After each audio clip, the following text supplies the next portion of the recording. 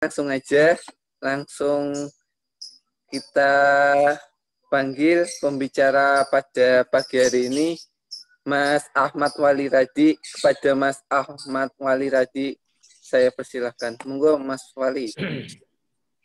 Ya, Assalamualaikum warahmatullahi wabarakatuh. Waalaikumsalam warahmatullahi wabarakatuh. Ya, terima kasih Mas Ahmad Nur ya, Adilah ya. Lucu nih Mas Nur nih, saya baru datang kok nggak dari tadi. Saya kira tadi juga baru mulai, sudah dimulai 8.15, tapi ternyata baru dimulai 8.30 ya. Alhamdulillah tidak terlambat. Bismillahirrahmanirrahim. Alhamdulillahirrahmanirrahim. Alhamdulillahilladzi ja'alana ikhwanan tahabina aminina da'ina mujahidina bismillah. Asyhadu an la ilaha illallah syahadatu sinnikin haqqin wa asyhadu anna Muhammadan abduhu wa rasuluhu shadiqul amin. Ya, alhamdulillah rekan-rekan semua, teman-teman mahasiswa dari UNES ya. Pada pagi hari ini di hari Ahad tanggal 21 Maret sudah pekan akhir ya. Di bulan Maret ini 1 bulanan lagi kurang, bahkan kita akan masuk di bulan Ramadan ya. Perkuatlah ya, kencangkan doa-doa kita untuk bisa menerima kembali ya, menyambut kembali bulan Ramadan di tahun ini ya. Allahumma barik lana fi Rajab wa Sya'ban wa barik lana Ramadan.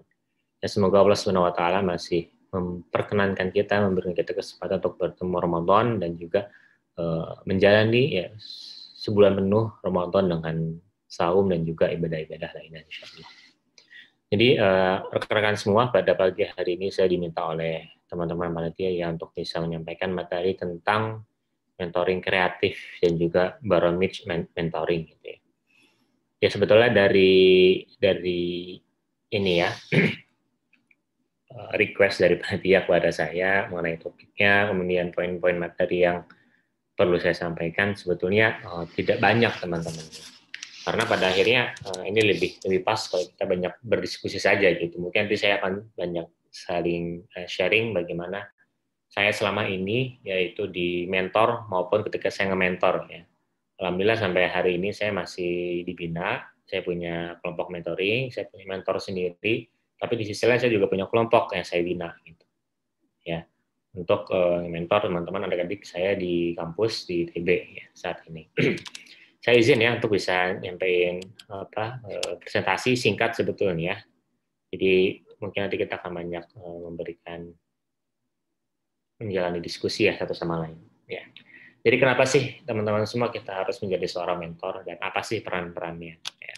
Tentu pertama yang harus kita pahami adalah ini adalah semangatnya adalah ini ya dari perintah Allah Subhanahu Wa Taala bahwa yang namanya berdakwah ya itu adalah kewajiban setiap muslim teman-teman ya. Jadi tingkatan selanjutnya ya ketika seorang muslim itu sudah menjawantahi kepribadian dalam dirinya ya itu adalah menjadi seorang dai, yang menjadi seorang mentor gitu ya. Kenapa yang namanya berdakwah itu wajib ya? Karena memang ini udah diperintahkan oleh Allah SWT dalam Al-Qur'an ya, baik itu di surah Al-Imran ya, kuntum khairu ummah ukhrijat linnas ta'muruna bil ma'ruf wa tanhauna 'anil munkar. Ya, itu kan perintah dakwah. Ya, atau di ayat yang lain wal takum minkum ummatu yad'una ilal khair ya. Yang mengajak kepada kebaikan wa ya'muruna bil ma'ruf wa yanhauna 'anil munkar ya. Itu perintah berdakwah juga. Ya, di surat yang lain di surat Fussilat ya man ahsanu qawlan mimman da'a ila Allah wa 'amila shalihan wa qala innani minal muslimin ya. Ya.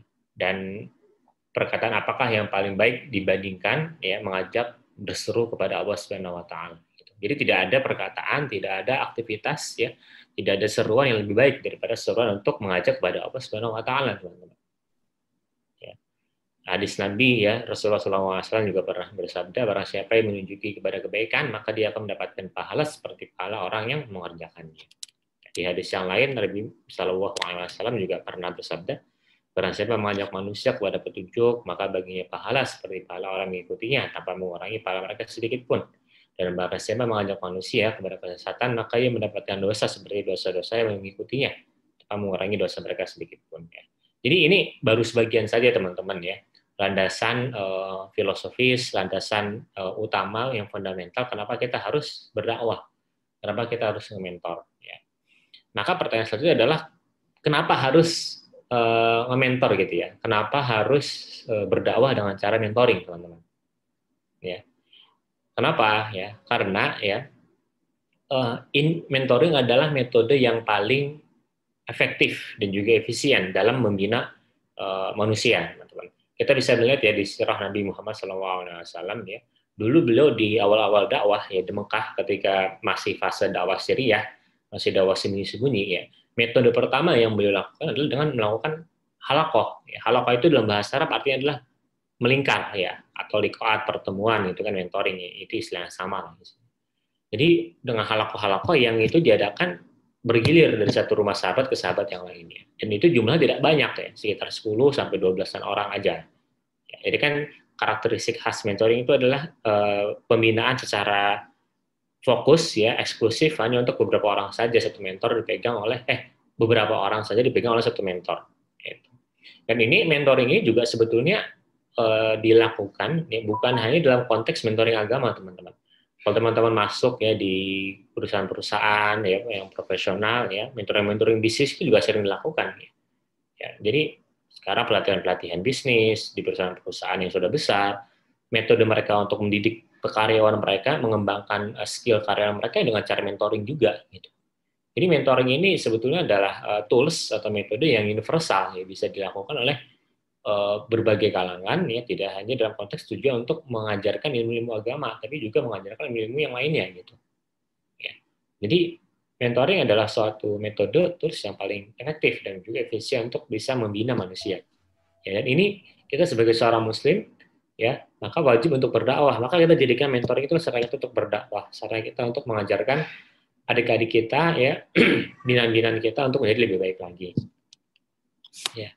Jadi ya mungkin ini sedikit gambaran ya bahwa saat ini sebetulnya kondisi pengguna di Indonesia, pemuda di Indonesia itu sudah banyak ya yang masuk di online gitu kan, pengguna online. Apalagi sekarang pandemi ya, pembelajaran kalian pun di kuliah itu juga menggunakan Zoom gitu kan, Google Meet ya, tidak secara langsung bertemu gitu kan.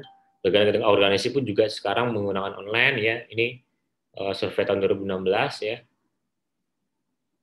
Jadi perilaku pengguna internet itu semakin banyak, teman-teman. Dan ini kita jadi terpikir bagaimana kita bisa range atau mengagendakan yang namanya baramage mentoring atau agenda-agenda mentoring itu secara online, secara efektif ya, juga efisien. Ya. Jadi mungkin nanti kita akan banyak diskusi saja gitu. Karena saya sendiri ya selama setahun kebelakang ini udah mulai pandemi, ketika membina adik-adik pun, binaan-binaan saya pun juga masih ini ya jatuhnya itu masih trial and error gitu dengan konsep mentoring secara online ini gitu. Karena kan mau nggak mau kita harus secara online ya, nggak mungkin kita bertemu secara langsung. Ya, mungkin boleh sekali 2 kali gitu. Tapi yang terpenting teman-teman ya, sebelum kita memikirkan bagaimana metode-metode yang kreatif itu kita lakukan ya, tentu kita harus mendefinisikan dulu bahwa ternyata ya pemuda-pemuda kita saat ini, mahasiswa ya secara khusus, ya binaan-binaan kalian nantinya nih para calon mentor dari UMAI, ya itu mereka karakteristiknya pertama itu clever, kreatif dan juga connected. Ya, jadi mereka itu cerdas ya, clever gitu kan, cerdik ya istilahnya, kreatif dan juga terkoneksi gitu. Sehingga efek dari ketiga hal ini mereka cepat memperoleh informasi. Maka apa konsekuensinya? Konsekuensinya adalah jangan menjadi seorang mentor yang itu mengajarkan, memberikan pemahaman, memberikan pengajaran kepada binaannya, yang materi pengajarannya itu substansinya itu bisa didapatkan secara mudah dan juga gampang dipahami oleh binaannya gitu. Kebayang nggak maksud saya? Ya. Jadi jangan sampai marwah teman-teman atau istilahnya ini ya posisi teman-teman ya itu dipandang sebelah mata oleh binaan-binaan teman-teman, karena dalam konteks jangan sampai gini, jangan sampai ada binaan yang enak ngomong ngapain ikut mentoring gitu kan ya, aku bisa kok dapetin materi-materi disampaikan oleh mentorku secara langsung lewat internet, tinggal googling aja, tinggal cari YouTube, tinggal cari website yang tepat untuk bisa belajar gitu.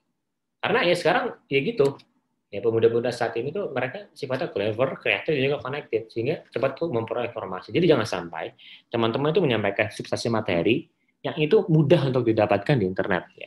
Dan sebetulnya ini ya, sebetulnya memang semua materi mentoring yang awal-awal ya sifatnya materi-materi dasar itu sangat mudah sekali untuk didapatkan di dalam internet gitu.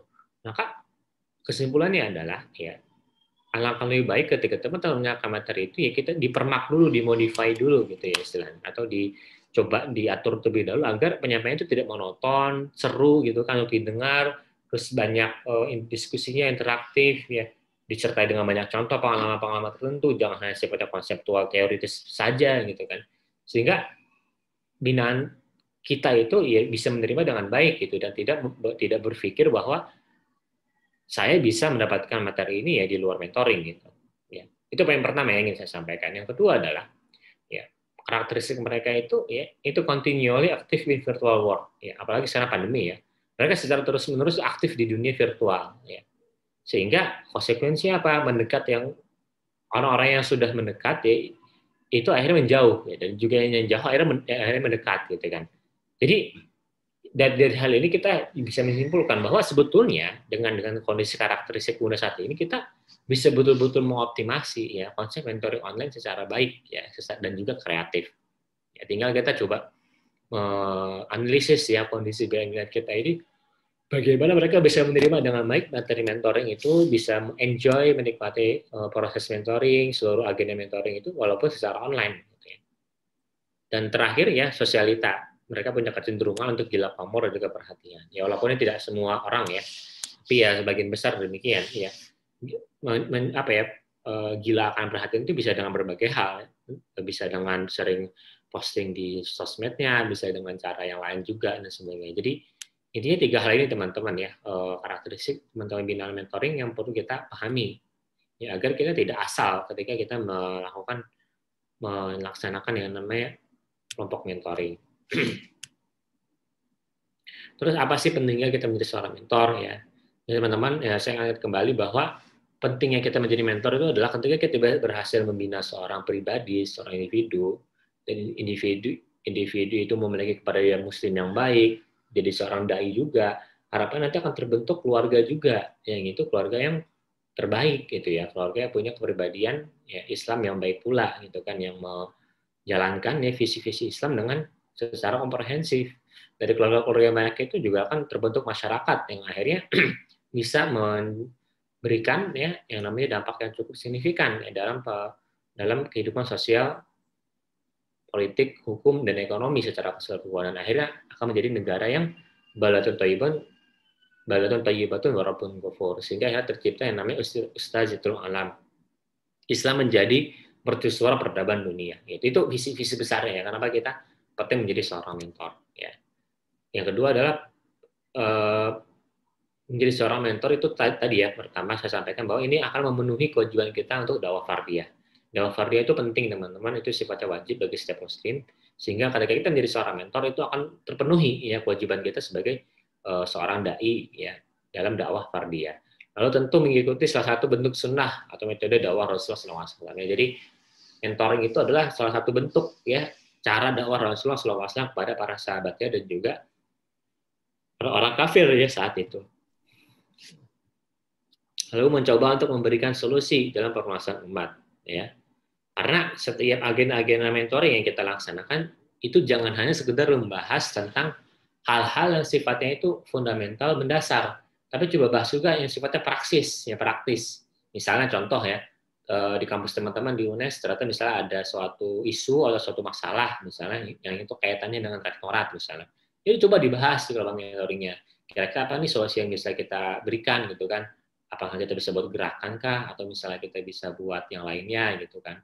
Ya, atau misalnya ada masalah misalnya dengan karyawan-karyawan yang ada di kampus gitu kan, mereka akhirnya tidak memiliki pekerjaan lagi gitu kan. Ya mungkin teman-teman bisa bahas tuh gimana cara bisa memberikan pekerjaan lagi pada mereka dengan cara memberikan akses, memberikan channeling gitu kan, sehingga mereka bisa dapat pekerjaan kembali.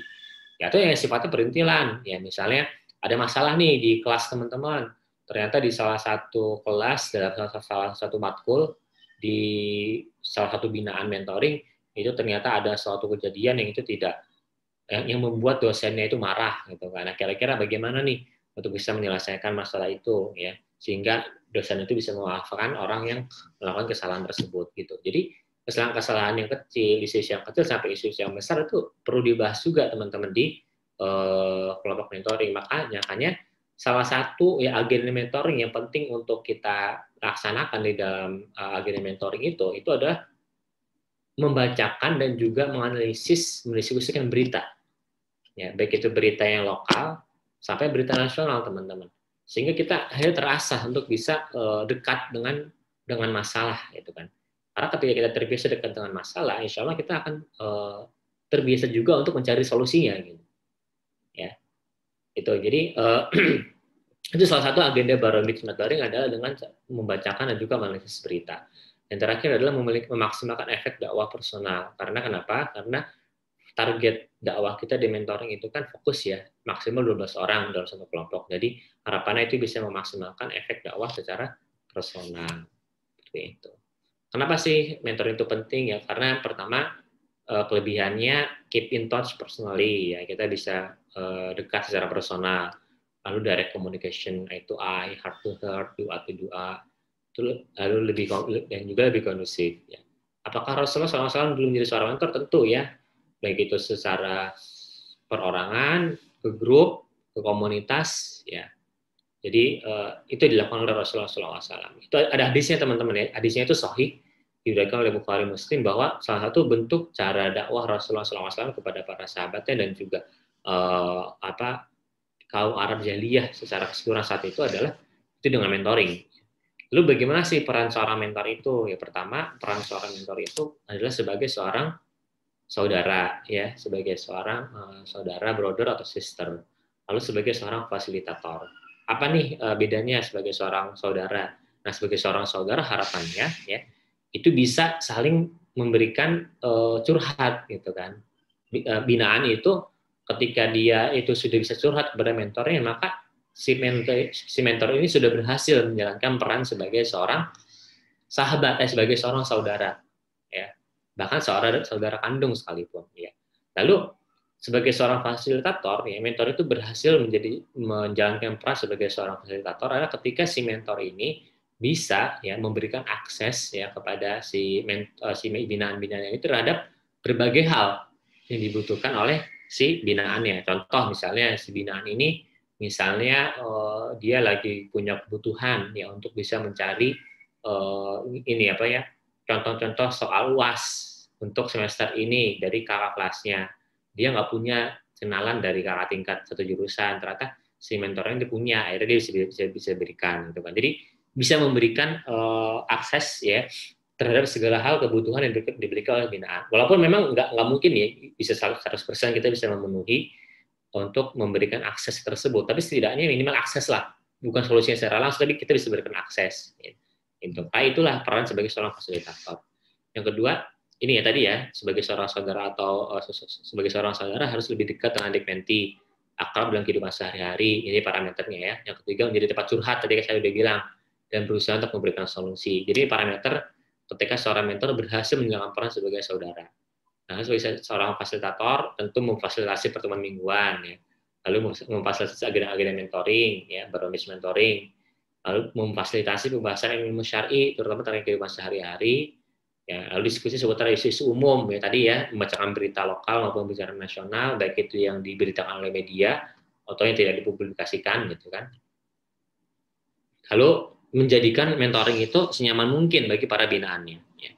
Jadi ini coba saya jelaskan yang secara teknis ya, bahwa baiknya kelompok mentoring itu ketika dia menjalankan pertemuan mingguan itu pertama dibuka ya, tentu pertama ini dulu kita harus membagi tugas peran ya. Jadi jangan secara keseluruhan seluruh agenda mentoring itu dikomandoi oleh si mentornya. Kalau bisa buat perangkat dulu ya. Kalau saya biasanya di kelompok mentoring saya buat perangkat pertama MC. Jadi tiap pekan itu MC-nya itu beda-beda, ganti-gantian. Dia yang memimpin pertemuan mentoring. Lalu ada yang membacakan tilawah, ya. Mungkin beda-beda ya. Ada yang kelompok mentoringnya dia baca tilawah, satu orang masing-masing baca satu halaman atau setengah halaman, gitu kan. Atau mungkin kalau mungkin waktunya nggak cukup, ya udah satu orang aja tilawah. Maka perlu untuk ditentukan siapa akan tilawah, gitu kan. Kalau setelah tilawah ada kultum, ya kultum dari salah satu anggota binaan mentoring, gitu kan. Kultum itu nggak harus pembahasan ilmu syar'i, bisa dengan berbagai hal. Kalau misalnya yang dapat perangkat jadi sebagai orang yang kultum itu dia misalnya pengen curhat, dia curhat aja nggak apa-apa, gitu kan. Atau pengen cerita pengalaman ya itu juga boleh. Jadi kultum ini nggak saklek harus membahas ilmu-ilmu syar'i yang dia dapatkan secara mandiri gitu kan. Terus secara kultum kita masuk ke kalam mentor ya, perkataan mentor atau materi inti dari si mentornya. Baru si mentor ini baru memberikan materi inti dari si dari ini apa? Dari mentornya itu ya. Baru setelah itu, setelah kalam mentor ya, itu pembacaan berita dan juga analisis berita ya. Jadi setiap orang ya, setiap anggota mentoring itu saling memberikan kabar apa sih berita menarik yang dia dapatkan selama seminggu ke belakang, baik itu secara lokal maupun nasional. Setelah itu baru kodoya atau saling curhat atau sama lain. Si mentornya bertanya ke masing-masing anggotanya satu persatu, bagaimana kabarnya, keluarganya, kuliahnya gimana, ada masalah atau enggak, gitu, apa yang bisa dibantu dan sebagainya gitu. Itu harus dilaksanakan. Kalau terakhir doa dan juga penutup. Jadi itu biasanya saya seperti itu ya kalau bahas secara teknis, memfasilitasi teman-teman ada di mentor dalam agenda mentoring tekanan seperti itu. Dan tentu tetap ya harus paham jangan sampai agendanya itu monoton, membosankan ya. Kalau bisa diselingi dengan hal-hal yang sifatnya menarik. Bisa juga misalnya teman-teman ya, karena secara online jadi gampang kan ya. Misalnya mentor ini memberikan materi dalam bentuk video, itu juga menarik. Atau misalnya sesekali agenda utamanya itu diganti jadi nonton film bareng. Itu kan menarik juga tuh, nonton film bareng, terus nanti setelah nonton film dibahas filmnya. Itu. Coba dibuat sekreatif mungkin. Atau mungkin sesekali bisa sambil main game gitu kan. Kalau yang dulu di awal pandemi itu sempat ngetren tuh atau sempat hits ya, game tebak gambar gitu kan. Itu kan bisa tuh dilakukan tuh via online kan, via Zoom atau Google Meeting. Atau misalnya apa game-game yang mulai yang mulai hits itu di sejak pandemi itu game apa? Yang impostor itu game apa namanya? Yang ada crewmate sama impostor. Apa tuh teman? Main nggak teman-teman? Apa sih namanya? Kok saya lupa? Among Us, Mas. Oh iya, Among Us. Bisa tuh coba sambil main Among Us. Nggak apa-apa. Ya itu. Sekali. Atau game-game yang lainnya. Silakan dilaksanakan. Jadi biar nggak monoton, biar teman-teman tuh nyaman gitu kan. Untuk dibina oleh kita sebagai seorang mentor. Nah, terus apa sih hal-hal yang perlu kita perhatikan ketika menjadi seorang mentor? Ini ya, kaidah-kaidah dasar dalam berdakwah sebagai seorang mentor, teman-teman. Pertama, ya, kita harus memberikan keteladanan dulu sebelum berdakwah. Jadi, jangan sampai ya teman-teman adik-adik mentor itu melihat kita itu sebagai seseorang yang nggak bisa diteladani, gitu ya. Kita bukan berarti kita dituntut untuk memberikan keteladanan dalam segala hal, jangan sampai. Poin pentingnya adalah maksud jangan sampai itu nggak bakal kesampaian juga. Kita bisa memberikan keteladanan bagi seluruh hal kepada adik-adik binaan kita. Setidaknya minimal teman-teman bisa ada satu hal yang itu bisa dijadikan keteladanan buat adik-adik mentor, sehingga mereka itu kenal teman-teman itu sebagai seseorang yang bla bla bla bla, yang itu bisa diteladani oleh adik-adik kalian. Ya, coba di highlight. Misalnya ternyata kalian itu punya kelebihan, dulu pernah menjadi seorang ketua BEM gitu kan, atau sebagai seorang mapres gitu kan, atau sebagai seorang asisten praktikum gitu kan. Nah itu coba di highlight sehingga mereka ternyata keren nih kakak mentor saya gitu kan. Dia ternyata ketua BEM, dia ternyata mapres gitu kan, atau dia ternyata seorang organisatoris gitu kan, atau dia punya bisnis gitu. Jadi coba teman-teman sebelum mentor itu coba ini ya, telusuri diri sendiri dulu, apa sih kira-kira hal yang ada dalam diri kita yang itu bisa diteladani oleh adik-adik mentor kita. Ya, itu ya yang pertama. Lalu kedua, sebelum kita menyeru, sebelum kita memerintahkan suatu hal, kita ikat hati dulu ke mereka gitu kan. Contoh misalnya nih, sekarang udah dekat-dekat bulan Ramadan, misalnya kalian ingin membuat target-target Ramadan buat adik-adik binaan kalian gitu kan. Jangan sampai buat target-target itu yang sifatnya itu memberatkan, sehingga target itu yang bukan pada akhirnya yang awalnya harusnya dikerjakan malah akhirnya ditinggalkan oleh adik-adik binaan kita gitu. Jadi ikat dulu hati mereka gitu kan, berikan dulu pemahaman keutamaan beramal ibadah di bulan Ramadan. Terus nanti mereka akhirnya mau tuh ngasih laporan misal tiap pekan bagaimana ininya persiapan Ramadannya, maupun nanti ketika bulan Ramadan bagaimana capaian-capaian amalannya gitu. Lalu yang ketiga, memperkenalkan dulu sebelum beri beban ya. Jadi contoh misalnya gini ya, misal teman-teman pengen ngasih yang namanya materi terkait substansi ilmu syar'i dalam konteks ini ya materi zakat misalnya, materi zakat. Nah, teman-teman jangan memberikan beban kepada mereka gitu kan untuk menunaikan zakat gitu kan, misal zakat fitrah atau misalnya zakat penghasilan. Misal gini nih, teman-teman punya binaannya itu punya bisnis, omsetnya udah lumayan lah, sehingga dia bisa dikatakan harus berzakat, udah mencapai nisab zakat gitu kan. Nah, jangan sampai teman-teman langsung memberikan perintah seruan, kamu kan udah punya bisnis ya dong zakat gitu kan. Jangan sampai kayak gitu kan. Ya gimana dia aja apa ya, kita sendiri nggak punya bisnis, teman kita punya adik bina kita punya bisnis, kenapa tiba-tiba kita nuntut untuk dia menunaikan zakat gitu, padahal dia sendiri belum paham zakat itu gimana, apa tuh nisab, apa itu kadar nisab, apa itu haul, apa itu yang lain-lain dan sebagainya. Itu kan harus kita kenalin dulu. Oh, sehingga akhirnya adik binaan kita ini jadi paham, oh ternyata yang namanya bisnis itu, yang namanya kita punya penghasilan itu ada hak buat orang lain yang kita harus sisihkan dalam bentuk zakat. Gitu. Contoh ya, jadi jangan langsung memberikan beban. Kita kenalin dulu konsepnya gimana, hukumnya gimana, ilmunya gimana. Lalu yang keempat, harus bertahap, jangan membebani gitu ya.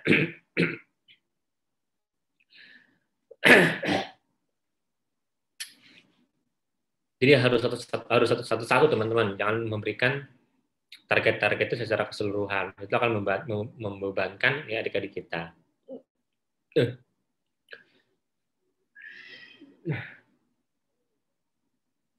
Ini maaf nih, saya tiba-tiba cegukan. Lalu yang kelima, itu memudah.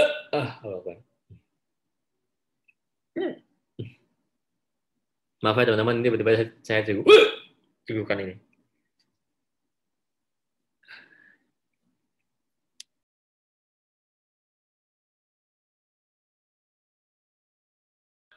Sebentar ya, sebentar.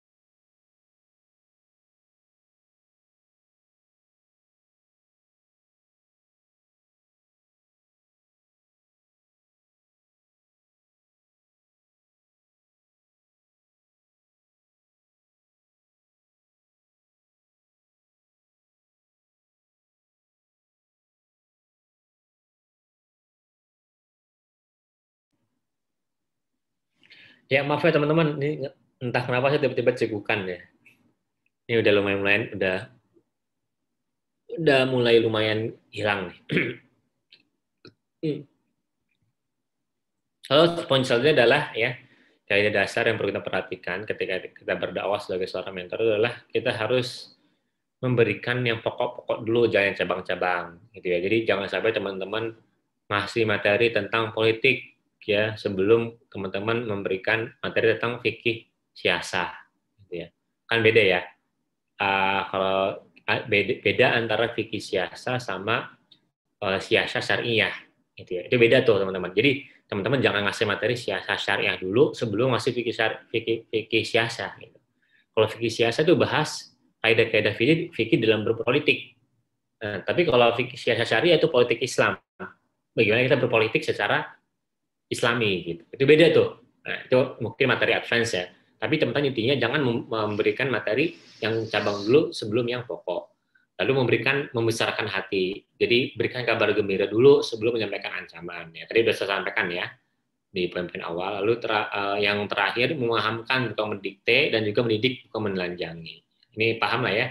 Jadi jangan menelanjangi adik-adik mentor kita. Misalnya adik-adik mentor kita punya kesalahan, punya masa lalu yang itu nggak enak. Contoh misalnya gini ya, contoh kalau di kasus di kampus saya dulu itu adalah banyak sekali ada anak-anak mentoring yang dia itu masih ngerokok, yang dia itu bahkan masih clubbing gitu kan, atau misalnya masih apa ya, intinya pergaulannya sesama jenis masih terlalu dekat, atau masih ada yang pacaran gitu kan ya. Ini nggak apa-apa, kita terima aja mereka dulu. Tapi jangan didikte juga, kamu nggak boleh pacaran, kamu nggak boleh ngerokok gitu kan, dan lain sebagainya. Jadi jangan ditelanjangi ya mereka, karena penting untuk kita pahami ya, mereka itu kan binaan kita, mereka berproses, nggak bisa langsung gitu untuk langsung paham seperti itu. Nah, jadi kesuksesan mentoring adalah ketika kita sebagai seorang mentor itu bisa menciptakan mentor-mentor selanjutnya. Jadi teman-teman itu dikatakan berhasil jadi seorang mentor ketika nanti adik-adik binaan kalian ya kelak nanti jadi seorang mentor juga yang punya binaan. Ya itu parameternya sederhana kok. Kesuksesan seorang mentor itu adalah ini gitu ya. Berhasil menciptakan kelompok mentoring selanjutnya. Oke, mungkin itu yang bisa saya sampaikan. Mohon maaf tadi sempat terpotong ya karena saya tiba-tiba cegukan. Tadi juga ada WA call juga. Terima kasih. Assalamualaikum warahmatullahi wabarakatuh. Waalaikumsalam warahmatullahi wabarakatuh. Ya, syukron jazakallah khair pada Mas Wali yang sudah menyampaikan materi kayak gitu. Mungkin untuk selanjutnya sesi tanya jawab kayak gitu. Mungkin dari teman-teman mentor ada yang ingin ditanyakan terkait terkait mentoring kreatif ini kayak gitu. Mungkin dari teman-teman mentor monggo silakan yang ingin ditanya bisa langsung open mic.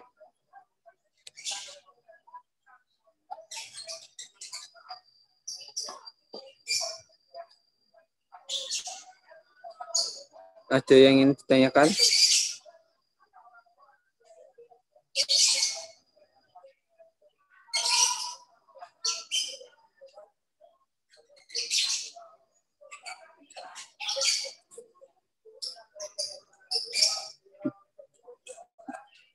Cek teman-teman peserta. Mungkin ada yang ditanyakan terkait terkait mentoring kreatif pada pagi hari ini kayak gitu. Mungkin dari teman-teman mentor terkait kebingungan terkait terkait bagaimana nyampein mentoring itu, terus bagaimana ini kan mentoringnya online. Nah itu ntar caranya kayak gimana biar teman-teman menti nggak bosen kayak gitu. Ya itu ada Mas Febriana, monggo Mas yang derasain. Bukan Mas, tapi Mbak. Iya, apaan Mbak? Ya monggo Mbak. Izin bertanya Mas, untuk saat ini mentoring kan dilakukan secara online. Kemudian tadi Mas sendiri bilang kalau pentingnya mentor yang bisa berhasil itu akan mendapatkan keluarga yang baik. Lalu gimana sih Mas kayak caranya untuk mendapatkan keberhasilan itu biar secara maksimal mentoringnya? Kayak tips-tipsnya itu gimana dari Masnya?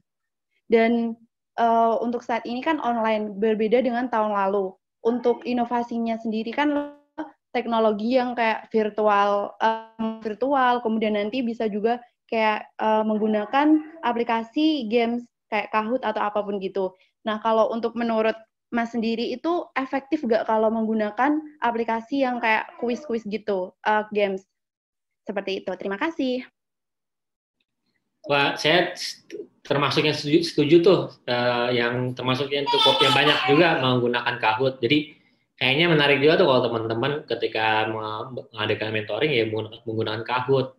Mungkin sesekali nanti materi utamanya dengan Kahoot juga. Itu setelah Kahoot bisa dibahas gitu kan. Misalnya ada salah, ternyata yang benar itu gimana. Jadi saya termasuk yang sepakat juga dengan konsep demikian. Lalu untuk tadi ya bagaimana kita bisa menjadikan kelompok mentoring itu bisa jadi keluarga, bisa jadi sesama saudara kandung gitu kan. Itu sebenarnya dimulai dari si mentornya. Itu dimulai si mentornya untuk melakukan pendekatan, closing, approaching ke masing-masing per orang binaannya gitu. Jadi kita jangan melakukan pendekatan ke seluruh adik-adik kita secara personal di grup WA-nya misalnya gitu. Tapi kita lakukan secara personal ya. Kalau bisa mungkin coba di awal-awal misalnya ketika baru kenalan, coba mungkin teman-teman masing-masing nelpon gitu kan ke tiap orangnya, ditelepon gimana kabarnya, terus nanya-nanya apa bisa dibantu sebagainya. Jadi ya langsung deketin aja gitu ya secara personal.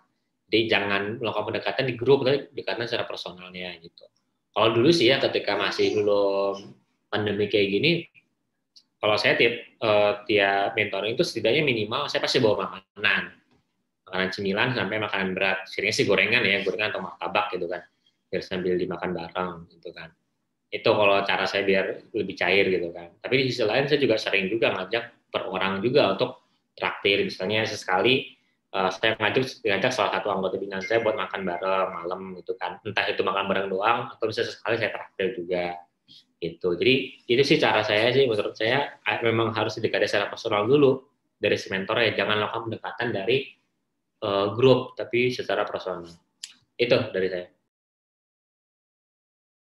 Wah, terima kasih Mas. Boleh memberikan feedback?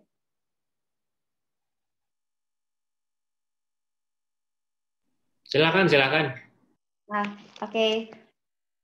Dari saya sendiri tadi, terima kasih banget buat jawaban dari Mas Ahmad Waliradi. Terus kalau misal nih, kan tadi Mas bilang ya kalau bisa dideketin atau ditelepon, terus secara personal. Kalau misal pasti ada kayak apa ya, seseorang yang sengaja kayak nggak mengangkat ataupun membalas. Nah, kalau kayak gitu gimana tuh Mas kalau tanggapan dari Mas sendiri? Ya itu pasti ada ya kayak gitu, pasti ada. Kalau mbaknya nanya solusi langsung dari saya, coba mbaknya langsung kasih hadiah aja ke dia. Kirim apa gitu paket ke rumahnya. Pasti kan seharusnya ini ya, ada data dari alamat rumahnya, coba kasih hadiah gitu kan. Ya sederhana aja, nggak harus yang mahal-mahal dari all shop terus dikirim, misalnya kerudung kah, jilbab atau apa gitu kan. Nanti pasti gara-gara itu dia adik mentor kita jadi apa ya, terapresiasi, oh keren ya mentor saya mengasih hadiah segala gitu dan sebagainya. Jadi itu sih mungkin yang cara yang mungkin baru saya kepikiran ya, jadi dikasih hadiah gitu. Wah, oke, baik, terima kasih Mas. Dari saya sekian.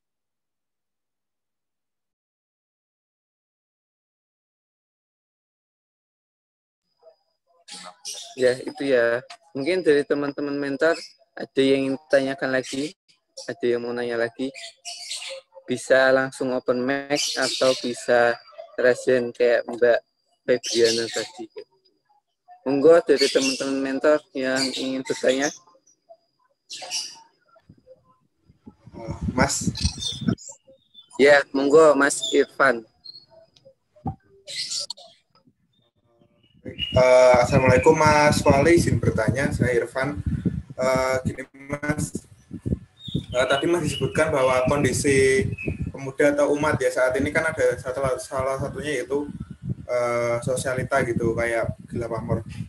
Kalau kita nih semua mendapatkan mente yang seperti itu, kita tuh harusnya gimana Mas? Kayak memuaskan ngasih perhatian terus, atau bagaimana menurut Mas enaknya, atau gimana gitu tindakan paling tepat yang bisa kita lakukan kalau memuaskan gila pamora terus kan ya gitu apa juga ya gitu. Mungkin pertanyaan dari saya Mas. Ya, terima kasih Mas Irfan. Ini sebelumnya saya mohon maaf ya, harus off cam dulu karena belum tiba-tiba kurang proper lah kalau saya nyalain video. Ada anak saya juga soalnya.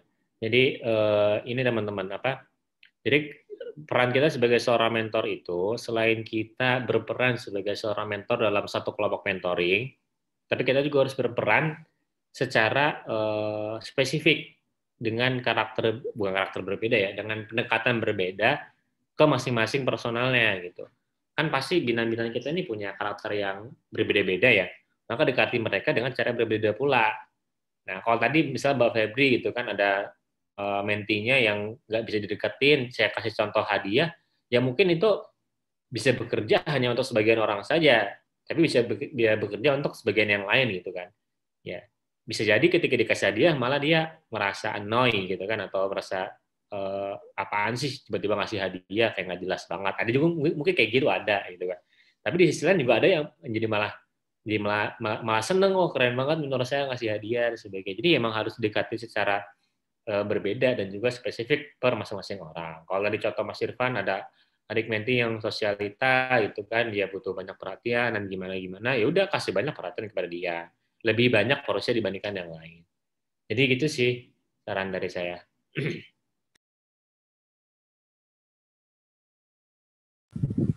Iya, terima kasih Mas. Ya, itu ya. Mungkin satu lagi penanya kayak gitu, karena dapat info dari panitia selesai itu jam 9:30 kayak gitu, masih ada waktu kurang lebih 15 menit. Mungkin dari teman-teman mentor ada yang ingin nanya lagi?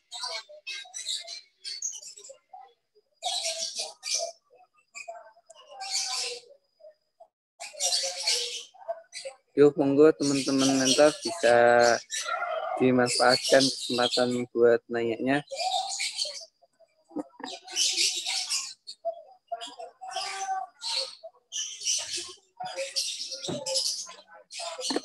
Ada yang tanyakan lagi? Atau udah cukup?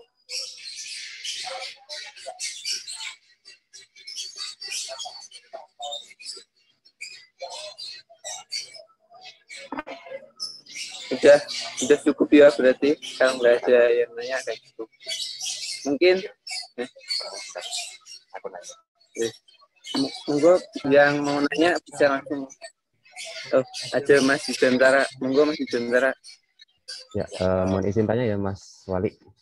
Nah, berhubung ini masih pandemi begitu ya. Kemudian kan nanti kan pelaksanaannya online begitu ya.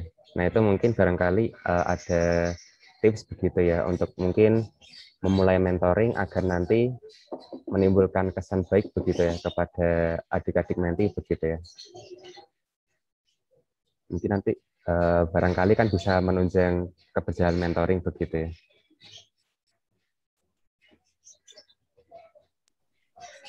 Ya, kalau dalam konteks memulai mentoring secara online kan berarti kan pertemuan perdananya ya yang harus kita perhatikan sebagai first impression lah istilahnya. Maka maksimalkan di pertemuan perdana itu dengan betul-betul taruh satu sama lain dari mentor ke menti maupun dari sesama menti gitu kan. Jadi coba buat suatu metode yang berbeda gitu dalam konsep perkenalan taruh. Kalau saya sih biasanya ya, baik itu yang online maupun yang offline sebelum ini, saya tuh tiap melakukan pertemuan perdana di kelompok mentoring itu dengan cara ketika si orang itu mengenalkan diri, si A misalnya mengenalkan diri, maka yang lain harus nanya ke si A apapun itu. Begitupun juga B, ketika B mengenalkan diri, maka yang lain harus nanya ke si B tentang segala hal yang ingin dia tahu. Gitu. Itu sih, itu saya selalu melakukan hal itu. Mungkin yang lainnya teman-teman bisa dengan cara yang lain juga ya. Sampai saat ini sih masih belum terlalu banyak kepikiran idenya sih kalau untuk itu. Paling itu aja, saya untuk bisa memaintain kenyamanan, comfortable memaintain kenyamanan mereka untuk terus eksperimenter dengan cara yaitu diselingi dengan hal-hal yang menarik. Ya, tadi contoh Mbak Febri dengan Kahoot atau dengan aplikasi yang lainnya atau dengan nonton film atau dengan nonton game, nggak apa-apa. Itu dilakukan di tengah-tengah keberjalanan mentoring, tapi jangan dilakukan di awal. Tapi kalau untuk first impression yang lain mungkin apa ya? Ya mungkin bisa dilakukan dengan cara yang lain juga. Saya masih belum kebayang sih. Tapi itu kalau dari saya selama ini demikian.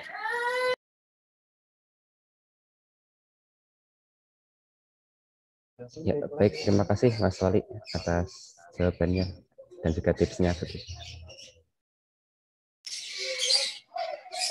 Ya, itu ya teman-teman. Mungkin sesi tanya jawabnya udah cukup ya. Terus mungkin dari mungkin dari Mas Wali ada closing statement buat teman-teman mentor Umay pada siang hari ini. Monggo Mas Wali. Iya teman-teman semua, sebagai seorang mentor itu hal yang perlu kita lakukan sebetulnya bukan hanya sekedar memikirkan bagaimana menjalankan mentoring itu bisa kita jalankan sebaik mungkin, senyaman mungkin, sekreatif mungkin gitu kan. Tapi di sisi lain yang harus kita lakukan adalah dengan cara bagaimana kita bisa mengikat hati adik-adik mentor kita dengan doa-doa kita, teman-teman. Jadi jangan lupa gitu kan, kuatkanlah ikatan ya hati menti-menti kita semua dengan kita sebagai mentor ya, dengan doa-doa kita. Kuatin, kencengin doa-doa robitohnya, karena pada akhirnya yang bisa mendekatkan hati itu kan hanya Allah Subhanahu wa taala ya. Maka caranya agar Allah membantu kita untuk mendekatkan hati-hati kita dengan menti-menti kita dengan doa gitu kan. Ya wa'alafa baina qulubihim law anfaqta ma fil ardi jami'a ma alafta baina qulubihim. Itu kan kata Allah kan di situ kan di surah Ali Imran. Jadi ya kalau teman-teman pengen dekat secara hati itu kan secara psikologis ya minta doa kepada Allah Subhanahu wa taala gitu kan agar mendekatkan hati-hati kita dengan menti-menti kita. Jadi jangan lupa untuk terus berdoa, kencengin doa-doa robitohnya. Mungkin itu dari saya. Terima kasih. Walafu minkum nasr minallah fatun qarib wabasyiril mu'minin. Walau muwafiq ila aqwamit thoriq. Terima kasih. Mohon maaf jika ada saya kekurangan, kesalahan kata dan sebagainya. Assalamualaikum warahmatullahi wabarakatuh.